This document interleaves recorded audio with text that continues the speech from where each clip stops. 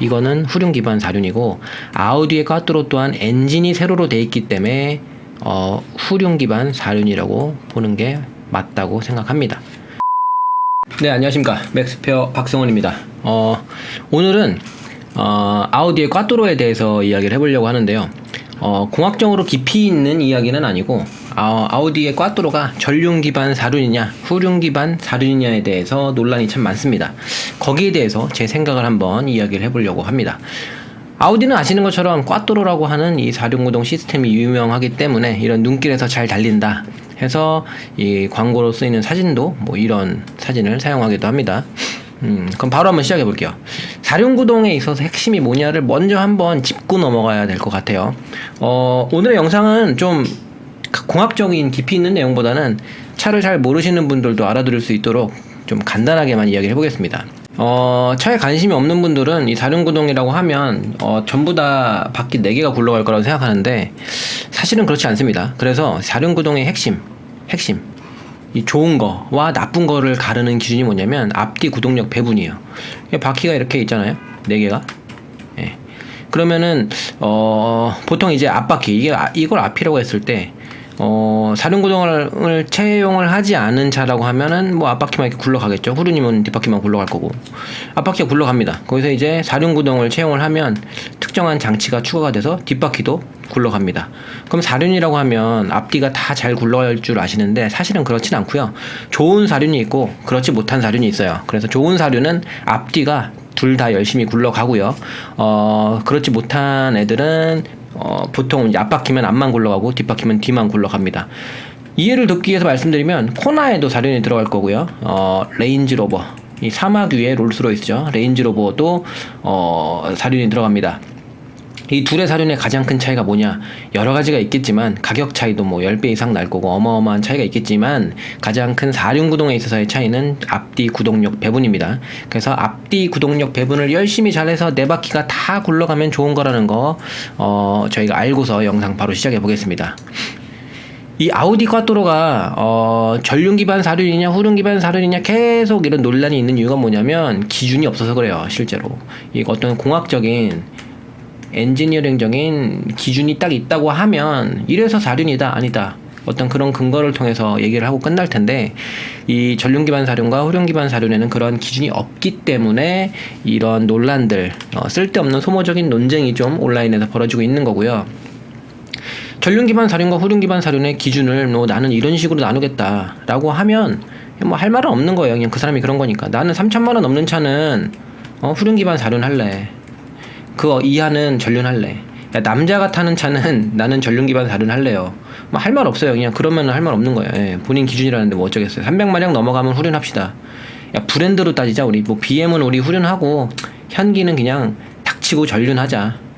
뭐 이렇게 하면 할 말은 없습니다. 근데 이 아우디가 전륜 기반 사륜이냐 앞바퀴 굴림 중심이냐 뒷바퀴 굴림 중심이냐를 싸우는 데 있어서 그 근거를 들어보면 좀 허무맹랑한 경우가 상당히 많아요. 그래서 제가 저번에 굉장히 좀 권위 있으신, 권위까지는 아니고 좀 유명한 다른 유튜버 분의 어떤 영상도 봤는데 전혀 공감을 할 수 없는 이야기를 하시더라고요. 예. 그래서 제가 한번 오늘 저의 이야기를 해볼게요. 결론부터 말씀드리면 저의 기준은 아우디는 후륜 기본이다. 그 이유는 엔진이 세로 배치기 때문이다. 다시 한번 말씀드리면 저희 맥스페어 제 생각은 전륜 기반 사륜과 후륜 기반 사륜을 나누는 기준은 엔진의 배치를 통해서 나누면 된다고 생각합니다. 그 이유가 뭐냐면 엔진 배치, 이제 끝에서 다시 한번 결론으로서 말씀을 드릴 건데, 이 엔진의 배치가 엔진이 이 세로냐 가로냐에 따라서 엔진의 배치가 세로냐 가로냐에 따라서 저희가 얻을 수 있는 정보가 있어요. 세로면 고급 차고요, 좋은 차고요. 출력도 비교적 출력도 높아요. 비교적 출력이 좀 높은 차가 많습니다. 300마력, 400마력.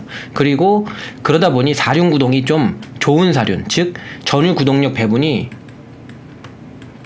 적극적인 좋은 사륜을 품고 있는 경우가 훨씬 많습니다.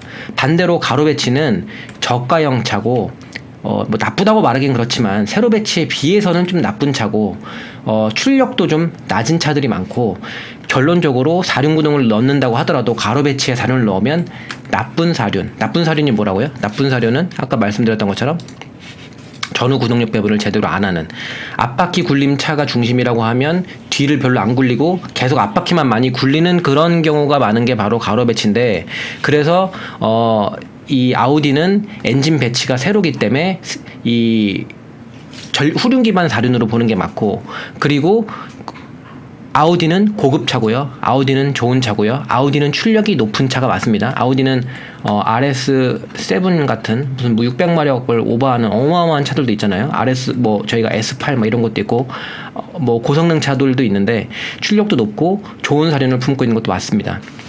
근데 다른 이유를 들어서 아우디가 가로 배치라고 정의를 해버리면 저희가 얻을 수 있는 정보가 없어요.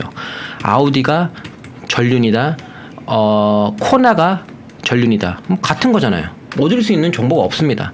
근데 엔진의 구조를 통해서 나누게 되면 이런 기본적인 많은 정보를 얻을 수 있기 때문에 저는 엔진의 배치를 통해서 전후륜을 나누는 게 맞다고 보고 있습니다. 결론을 말씀드렸고요. 왜 그런지를 한번 볼게요.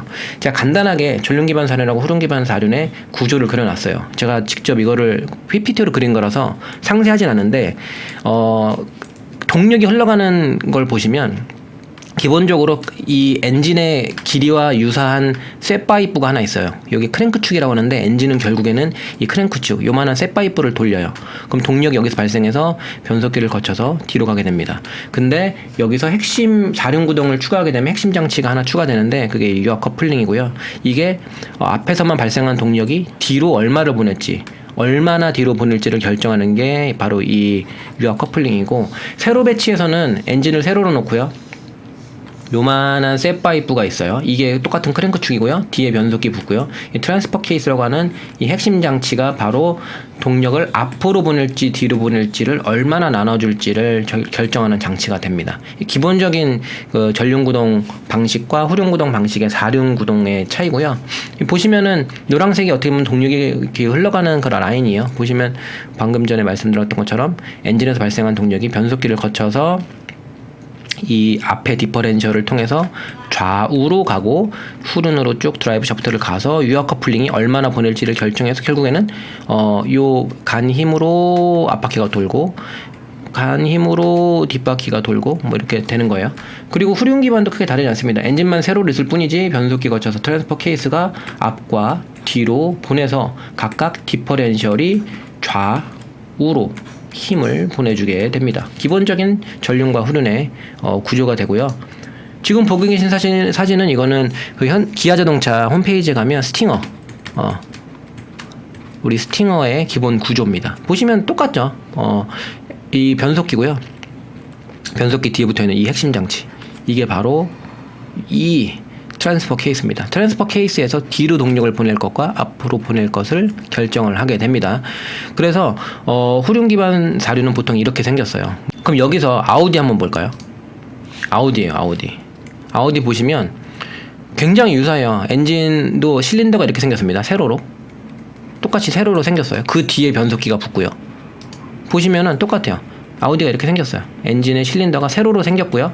그 뒤에 변속기가 붙어요. 가로로 있으면서 그 옆에 변속기가 붙는 전륜 기반 구조가 아니라 세로 배치예요. 세로 배치. 엔진이 이렇게 돼 있고 지금 이거랑 똑같이 생겼어요.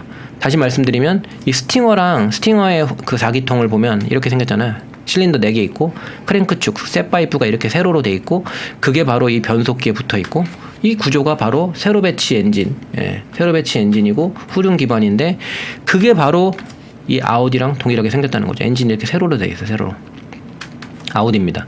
근데 조금 다른 게 뭐냐면 뒤에는 다 똑같아요. 변속기 있고요. 그 뒤로 가고요. 뒤에 디퍼렌셜이 있고요. 디퍼렌셜에서 좌우로 구동력이 가는 거 다 똑같아요.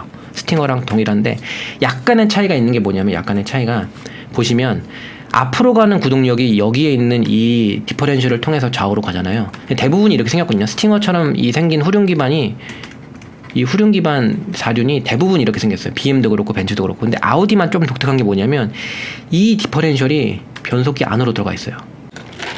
그래서 보시면 지금 여기에서 구동력이 나가잖아요. 이 변속기거든요. 변속기 안에 디퍼렌셜이 들어와 있는 거예요. 이 디퍼렌셜이 변속기 안으로 들어간 거예요. 그러다 보니까 구동축이 여기서 나가는 거예요. 구동축이 여기서 나가면 약간의 무게 배분이 달라지긴 하는데 구조적으로는 큰 차이는 없어요. 다시 한번 다른 그림 하나 볼까요? 이거는 BMW거든요. 보니까 엔진이 V형으로 생겼네요. 이렇게 V. 그리고 여기에 크랭크 축이 있을 거고요. 뒤에 붙어있는 이 커다란 게 변속기입니다. 변속기. 그리고 뒤에 붙어있는 이거 아까 스팅어랑 동일하네요. 스팅어는 오른쪽으로 나갔는데 이거는 왼쪽 그 운전석 쪽으로 나가네요. 이게 트랜스퍼 케이스고요. 여기에 있는 요 장치가 바로 유압 모터예요. 유압 모터가 돌면은 다판 클러치를 붙여서 앞으로 동력을 얼마나 보낼지 결정하는 거예요. 기본적으로는 뒤로 가고 앞으로 얼마나 보낼지를 결정하는 거예요. 뒤로 가는 게 셋바이크가 훨씬 굵죠. 이거 좀 지우개로 지워드릴게요. 보시면 뒤로 가는 게 훨씬 굵어요. 왜냐면 후륜 기반이기 때문에 뒤로 큰 힘을 보내고 앞으로 필요에 따라서 조금을 보내는 구조예요. 그게 이걸 통해서 느껴져요. 보시면은 엄청 굵은 게 뒤로 가죠. 이만한 셋바이크가 뒤로 가고 앞에는 조그만한 게 가요.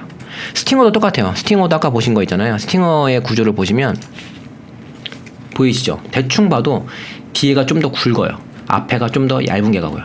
뒤로 큰 힘이 간다는 거예요. 그냥 이해를 돕기 위해서 편하게 말씀드리면 뒤로 뭐 한 80만 가고 앞으로 한 20만 간다는 거예요. 평소에 대부분의 힘을 한 90에서 100%에 이르는 대부분의 힘을 뒤로만 보내요. 평소에는 앞으로 거의 안 가요. 앞으로는 10에서 20%만 가는 거고 앞으로는 10에서 20%만 가는 거고 필요에 따라서만 이게 딱 붙으면 50대 50으로 나눠지는 거예요. 엔진에서 발생한 힘이. 그래서 그게 엑스드라이브, 이게 BMW 엑스드라이브인데 여기서 보이죠? 뒤로 큰 힘이 가고 앞으로 작은 힘이 간다는 거. 여기 유압 모터 핵심 장치가 있는 거고. 근데 이게 구조적으로 보면 아우디랑 거의 동일해요. 다만 여기서도 그 아우디는 이 트랜스퍼 케이스가 안으로 들어와 있는 건데 이 변속기를 한번 까볼까요? 어떻게 생겼는지. 이렇게 생겼습니다. 이렇게 생겨서 이게 토크 컨버터고요. 좀 이해를 돕기 위해서 그려드리면 앞에 붙는 게 엔진이 붙습니다. 그래서 엔진이 붙는 건 이게 앞이죠. 이게 뒤에요. 그래서 이쪽 드라이브 샤프트가 이렇게 더 붙어 있는 거예요. 이쪽으로 힘이 가는 거죠. 여기서 발생한 힘이 그냥 셋파이프로 보면, 그러니까 축이죠, 축으로 보면 요 셋파이프가 위에 하나 있고요. 보니까 밑에 하나 더 있어요. 그래서 힘이 밑으로 전달이 되는 것 같고요. 그리고 옆으로 빠져갖고 이게 앞으로 와서 이게 디퍼렌셜이야. 전륜 디퍼렌셜. 디퍼렌셜을 통해서 좌우로 갑니다. 그럼 여기 바퀴가 달렸겠죠. 양쪽에. 근데 디퍼렌셜이 안으로 들어와 있는 거의 차이일 뿐인 거지 요 셋파이프를 좀 더 길게 뽑아내서 이 디퍼렌셜을 밖으로 뽑아낸 구조가 바로 이 아까 보셨던 스팅한 거예요. 앞에 나와 있잖아요. 이렇게 얘는 안으로 들어가 있고. 그러면 세로 배치가 이렇게 생겼어요. 지금 아까 보셨던 거죠. 아우디 꽈트로는 이렇게 생겼어요. 좀 다르죠. 이 디퍼렌셜이 변속기 안으로 들어갔다고 했잖아요. 변속기 안으로 들어가게 해서 그린 게 이거예요. 그러면 바퀴가, 그러니까 무게 배분에 있어서만 좀 차이가 있는 거지 구조적으로 봤을 때는 거의 동일한 겁니다. 변속기를 좀 크게 만들어서 이렇게 이것까지 포함을 해버린 게 지금 빨간 선 이만큼을 포함해버린 게 바로 이거잖아요. 변속기 안에 디퍼렌셜이 들어간 구조가 꽈트로인데, 그리고 그러면 BMW, 벤츠, 스팅어, G70, 80, 90 이런 후륜 기반, 대표적인 후륜 기반 브랜드의 이런 것과 지금 이게 다 동일한 거거든요. 이게 그러면 아우디랑 봤을 때 혹시 아우디는 저 앞으로 큰 힘이 가지 않냐? 똑같아요. 얘도 기본적으로는 보면은 뭐 앞으로 뭐 30%, 뒤로 70%가 갑니다. 후륜 기반은. 그리고 아우디 꽈트로도 보면 보통 뭐 30, 70 뭐 이런 식으로 가요. 그렇기 때문에 뭐 구동력에 있어서도 당연히 뒤로 더 큰 힘을 보내고 있고요. 그로써 후륜 구동의 맛을 조금 더 내기 위함, 약간 더 재미를 유발하기 위함, 약간의 핸들링을 좋게 하기 위함, 여러 가지 이유로 이 후륜 기반 사륜은 고급차라고 했죠. 아까 전에 제가 말씀드렸죠. 고급차. 후륜 기반 사륜은 고급차고 좋은 차고 출력이 높은 차고 좋은 사륜이라고 말씀드렸는데, 이러한 BMW, 벤츠, 스팅어, G70, G80, G90 이러한 좋은 차, 비싼 차, 출력 높은 차, 좋은 사륜 기반은 뒤로 큰 힘을 보내게끔 되어 있어요. 아우디도 당연히 세로 배치고 후륜 기반 사륜이기 때문에 뒤로 큰 힘을 보내게 되어 있고요. 아우디는 좋은 차고요. 아우디는 출력이 높은 차입니다. 라고 말씀을 드리는 거고, 지금 보신 게 이거예요. 아까 전에 보여드렸던 그림인데, 이 아우디의 변속기에서 앞으로 가는 이 구동축이 여기 나와 있는 거고요. 이렇게 전륜 디퍼렌셜에 이렇게 나가게 돼 있습니다. 그러니까 후륜구동하고 큰 차이가 없어요. 뭐 세대에 따라 다르고 모델에 따라 다르겠지만 특정 아우디의 모델은 요 구동축이 밖으로 좀 보이는 경우도 있어요. 이건 아예 품고 있는 거죠. 지금 뜯어놔서 보이는 건데 이 구동축이 기계 안에 들어가서 안 보이는 거고, 이거는 아예 밖에 보이는 경우도 있고요. 뭐가 됐건 변속기인데, 이게 변속기, 이게 앞에 엔진이 붙어요. 이 앞에가 엔진입니다. 이게 앞이에요. 앞인데 이 구동축이 보이든 안 보이든 뭐가 됐건 이 구동축을 품고 있잖아요. 구동축과 앞으로 가는 디퍼렌셜을 이 안에 다 품고 있기 때문에 일체형이에요. 일체형. 그래서 결론적으로 저의 결론은 이거예요. 전륜 기반 사륜과 후륜 기반의 사륜의 기준은 엔진의 배치를 통해서 나누는 게 가장 맞다. 그래서 이 엔진이 세로로 돼 있으면 정통적인 BMW나 스팅어와 같은 후륜 기반 사륜 또한 엔진이 세로기 때문에 바로 이 구조죠. 이거는 후륜 기반 사륜이고, 아우디의 꽈트로 또한 엔진이 세로로 돼 있기 때문에 후륜 기반 사륜이라고 보는 게 맞다고 생각합니다. 이 디퍼렌셜이 안으로 들어왔다고 해서, 이렇게 안으로 들어왔다고 해서 이거를 전륜 기반으로 볼 필요는 없는 거예요. 결론적으로는 이런 거죠. 결론적으로는 이게 일맥상통하는 거고요. 이게 얘 겁니다. 보시면 세로 배치 후륜은 좋은 사륜, 구동력 배분에 적극적이죠. 적극적인 구동력 배분. 후륜 기반 변속기가 이 변속기가 후륜 기반이 훨씬 크고 비싸요. 더 큰 출력을 감당할 수 있고요. 그래서 고출력 차가 많고 고급 차가 많습니다. 이게 바로 후륜 기반 사륜이에요. 후륜 기반 사륜. BMW, 벤츠, 아우디, 제네시스 전차종, 그리고 우리가 흔히 하는 웬만한 고급차는 여기에 다 해당합니다. 예, 전부 다 여기 마이바흐나 페라리나 이런 애들 전부 다 이런 쪽에 들어가는 경우가 훨씬 많고요.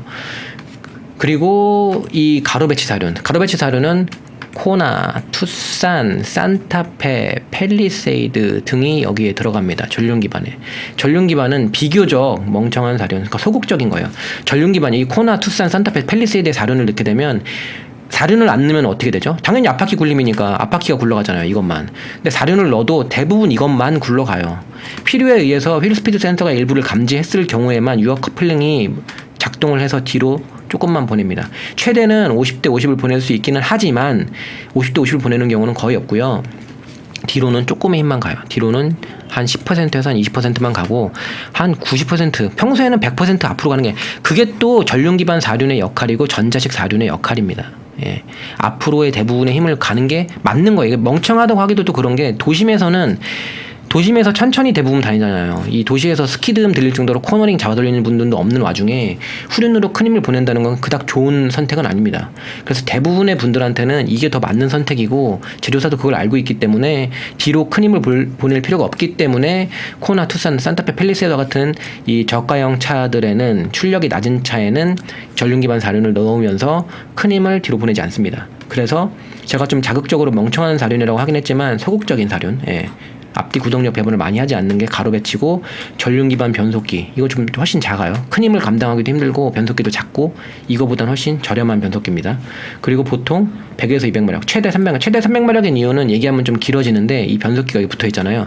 좌우에 가는 이 길이가 좀 다르기 때문에 그 토크 스티어가 발생해요. 그래서 어느 정도 이상 힘을 전륜 기반은 구현을 하기 힘듭니다.